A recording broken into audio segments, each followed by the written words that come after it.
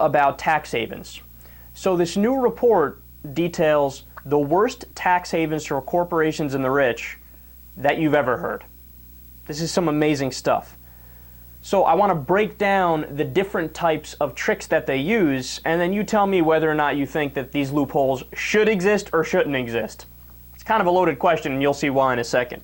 So the first one is called the double Irish formula. By the way, that sounds like a delicious after-dinner drink. But the double Irish formula is basically this. So if you're a US-based corporation, what you do is you sell the intellectual property rights of your company to a different company in Ireland. And then they turn around and open up a Caribbean account. So you end up paying zero in taxes. Now, the reason that they do that, and they go to Ireland first and then Ireland goes to the Caribbean, is because the Irish subsidiary is essentially a buffer to any wrongdoing. So you're 2 layers removed from any wrongdoing, so it's harder to prove, it's harder for people to catch on to it, and instead of it's better than just them going, all right, let me just open a Caribbean account. That would set off red flags, for example. So that's the first thing that they do. It gets a lot worse than that too, trust me. Then the other one, which is more an out in the open tax haven that the rich use and the corporations use, is what's called the carried interest loophole. Now, you might have heard that term referenced a handful of times during the presidential debates, for example. And what the carried interest loophole is it's basically a special tax rate that only applies to the profession of being an investment banker. Now, there are other types of taxes, for example, that an individual can pay. If, say, you or me, we work a regular job, well, we pay income tax, right? And then there's somebody like Mitt Romney who makes all of his money at this point through investments. Now, Mitt Romney doesn't pay what's called an income tax on his income. He pays the capital gains tax, which is a lower rate. Whether or not it should be a lower rate is a different question, and I think you guys know where I stand on that. Well, what the carried interest loophole is it basically is the investment bankers lobbied Congress and they said, look, we want to pay that 15% rate. Because we're doing investments, so it's really the capital gains tax we should be paying, right? We're investing. Now, they brush over the fact that, yeah, but that's our day job. So we should probably pay income tax on it and pay the same as a plumber or a teacher. But no. So Congress, of course, buckled, and now if you're an investment banker, you only pay 15% in taxes, whereas if you're a doctor, for example, you're probably paying closer to 39.6% in taxes. Stay classy, investment bankers. Then there's something called the Facebook loophole. Now, last year, Facebook reported $1.1 billion in pre-tax profits. But you want to know how much money they paid in taxes? Zero in federal and state taxes.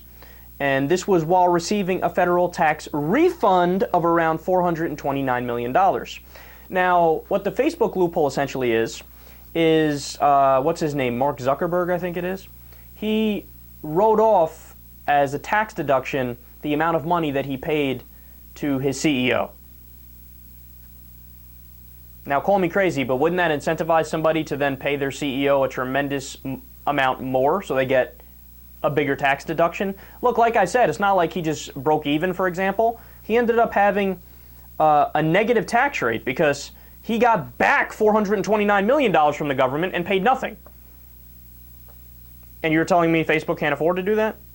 No, of course. We should tax we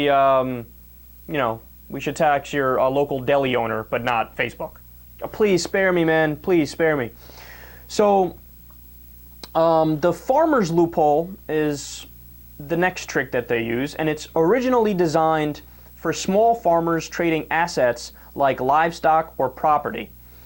So it's technically Section 1031, and the tax break allows two farmers to avoid capital gains taxes on those transactions. Now, why is that the case? Because, look, there is an argument to be made that two rural farmers who want to make a trade like a livestock for, I don't know, something else, the government maybe doesn't have a place getting involved in that, and there's really no money exchanging. So I understand the deduction, and it was specifically just for farmers.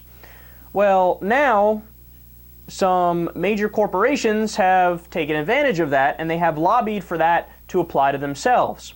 So how does that work? Because of course, JP Morgan Chase and Wells Fargo don't exactly have livestock roaming around.